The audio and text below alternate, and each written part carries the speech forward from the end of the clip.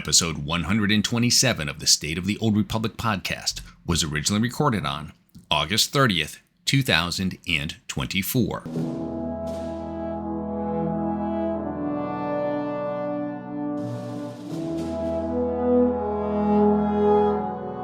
It's the State of the Old Republic podcast.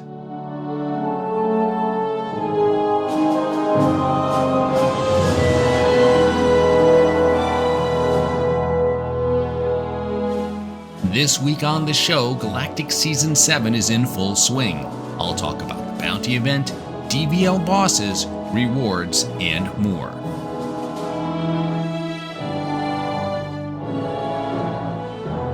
Season 7 wasn't the only thing that dropped in 751. I'll update you on the new Twitch drop and gearing progression. And finally this week, I'll look ahead to Game Update 7.6 and what we know about that.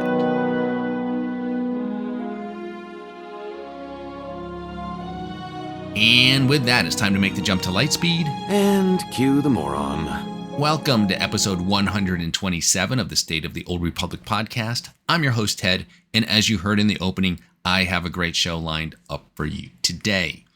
We are now in week 2 of Galactic Season 7, The Greatest Bounty. I want to get into everything happening with that. It's got some issues, but generally speaking, I'm having a lot of fun with it.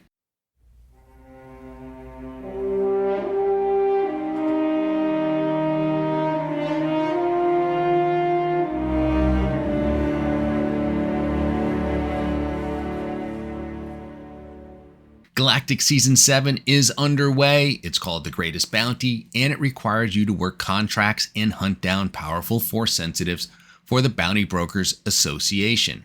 And that, by the way, seems to be the extent of the story for this Galactic Season.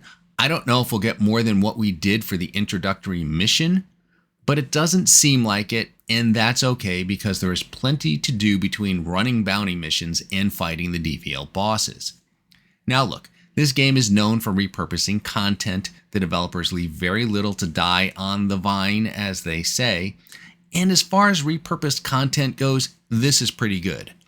I think if this had been designed fresh, meaning that we didn't already have the bounty contract event, and we didn't already have the DvL bosses, and this is what they came up with for Galactic Season 7, we'd all be pretty happy about that. The downside, of course, to repurposed content like this is if you've been around a while, there's a good chance you've done it all. If you've been doing the bounty event every time it comes up, you're probably done with all of the achievements, and I'll talk about those in a minute. If you're around for Galactic Command, you probably spent a lot of time killing those bosses and already have the items you can purchase with the DvL tokens, so you may not be that excited about it. One of the things I am excited about is the meta achievement for this season.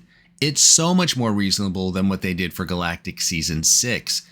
This time around, we need to reach level 100 on the rewards track, complete 100 weekly objectives, and then complete 20 bounty contracts, 10 kingpin contracts, and defeat 40 DvL bosses. This is so much better than the blueprint grind we had in Season 6, which I did not bother to complete. The meta is designed to take about 15 weeks. That's how long it will take to finish the 100 weekly objectives. As for the contracts and DvL bosses, with alts and a willingness to do some boss farming, some players actually completed that part of the meta in week 1. The meta achievement reward is a flare, and one thing I'm not sure about is if this will be available for all characters in our legacy.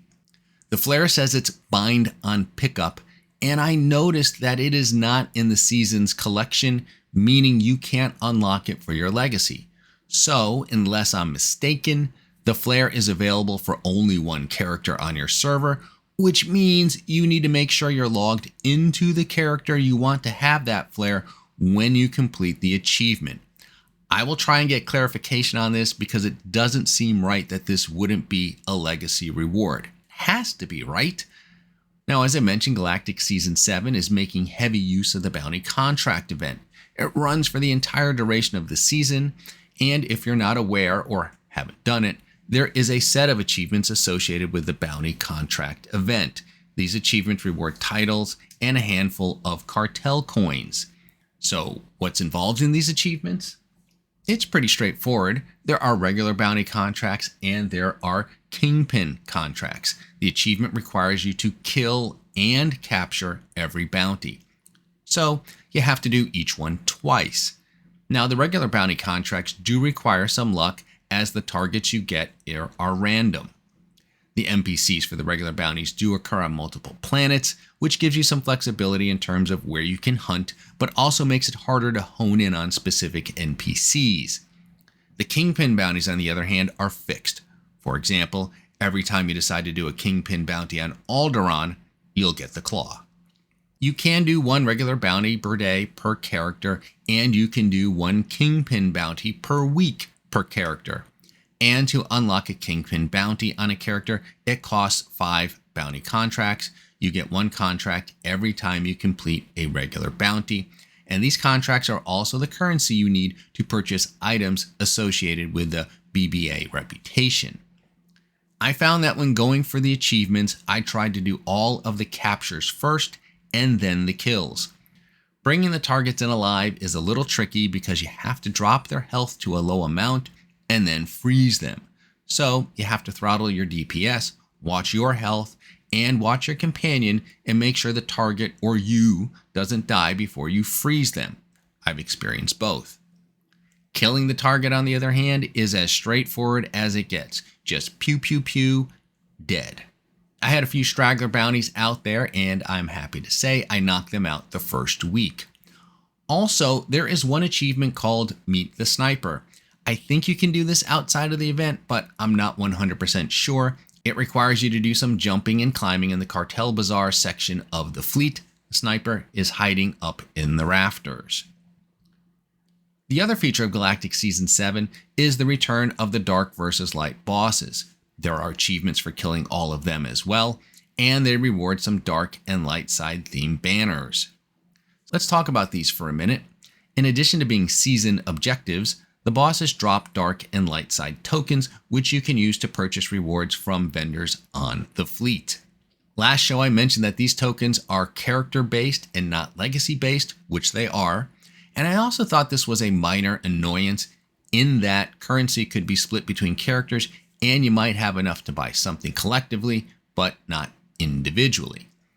Well, it turns out that it's a bit more complicated than that, and you will need to do some planning and character management here.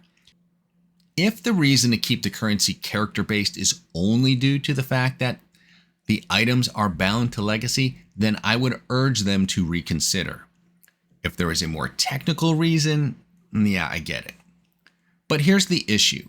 Many of the items have dark and light side requirements to purchase them, which means you'll want to collect light side tokens on characters that are aligned to the light side of the Force, and preferably at light side 5, and vice versa for the dark side. Some of the bosses are factional, so you'll want to split things up between Imperial and Republic characters. Tokens are also granted as seasonal rewards from the rewards track, which means you'll want to claim them on the appropriate characters. You can kill these bosses over and over. They are on a 7-minute respawn timer, but bottom line, you'll want to designate a light side toon and a dark side toon, and you will likely end up with some dark side tokens on a light aligned character and vice versa. It's a bit frustrating, and if the developers can make the token legacy bound, it will be a nice quality of life change and solve all of the issues. Even removing the dark/light requirements for purchasing items would help, but again, legacy currency solves everything. And speaking of these DvL bosses, I hope they keep them around after the season ends. Even if they don't want them to always be around, maybe they can make them part of the bounty event moving forward. Of course, the whole reason to participate in Galactic Seasons is to get all of those nice rewards. This time around, there is no big reward like a companion or stronghold. Galactic Seasons 5 didn't have a big reward either, so this is not the first time that's happened. And when it comes to the armor, weapons, and mounts, whether or not they're good is really a matter of personal preference. For this season, I really like the mounts. The vehicle mounts look like someone designed a hand cannon and then decided to attach a seat and engine to them. I also like the armor this time around. The leather-based look is nice, and the helmets are fun too, especially the Leia Bush inspired one. Weapons are okay, but I think they're a little boxy. I don't know how much I'll use those. There is another metallic die. This one is brass and copper, and like the one from Season 6, it looks like you get just one.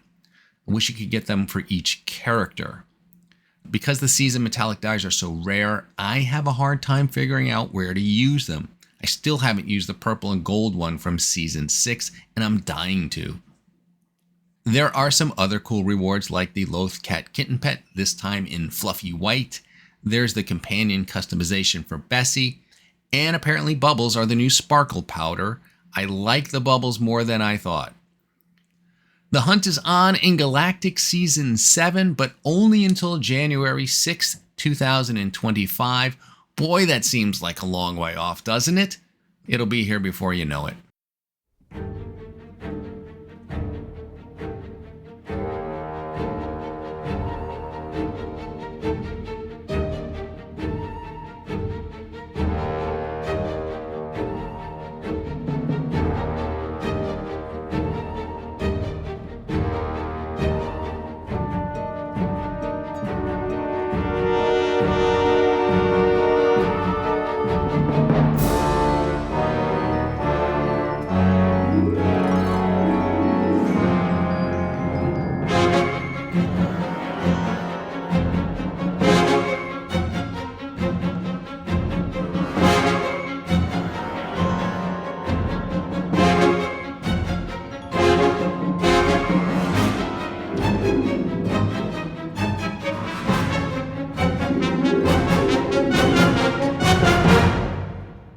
I have a few updates and clarifications for you now. First is with the Twitch drop for the Orleans Void Stream mount.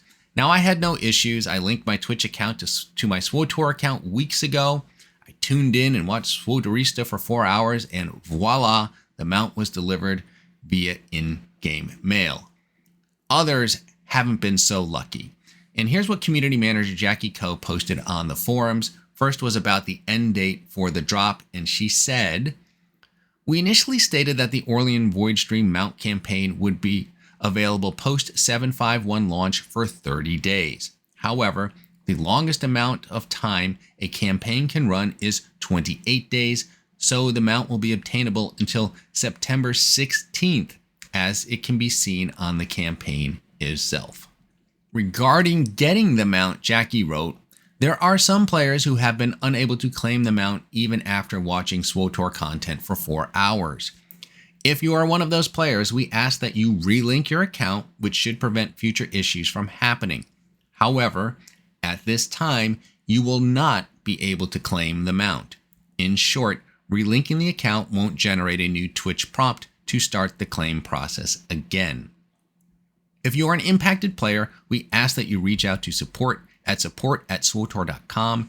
Include your SWTOR account name and your Twitch account in this email. When the support team completes the review of your report, the mount will be granted to your account. Please be aware that this process could take some time, and we ask for your patience."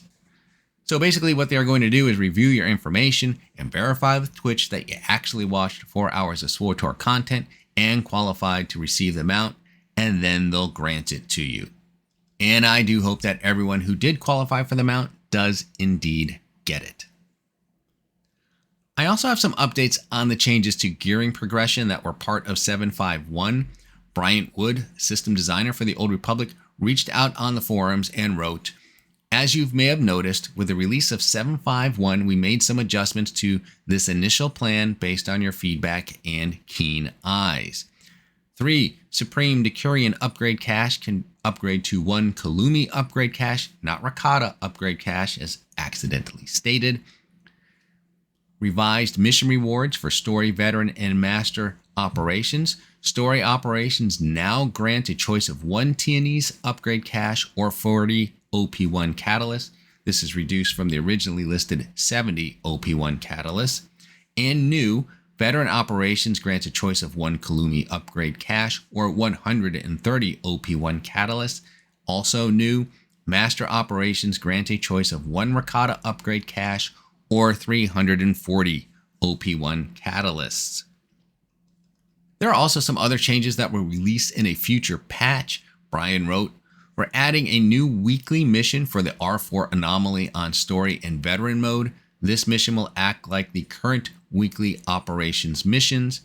PvP players will be able to convert 3 Thrissian upgrade caches to 1 Kalumi upgrade cache, and the following missions will grant players a choice of 1 Thrissian upgrade cache or 80 additional WZ1 accelerants, and that would be the weekly Galactic Starfighter, the weekly Go Berserk, and the weekly The Spoils of War." It's also worth mentioning that you can still convert commendations and FP1 catalysts to OP1 catalysts. That remains an option, albeit a slow one for solo players to acquire 340 purple gear. There are a few bugs and issues with this update, including one where the wrong DvL boss was spawning. That was fixed on August 29th, so you can now complete that seasonal objective for Galactic Seasons 7. So there you have it. That's everything going on with Game Update 751.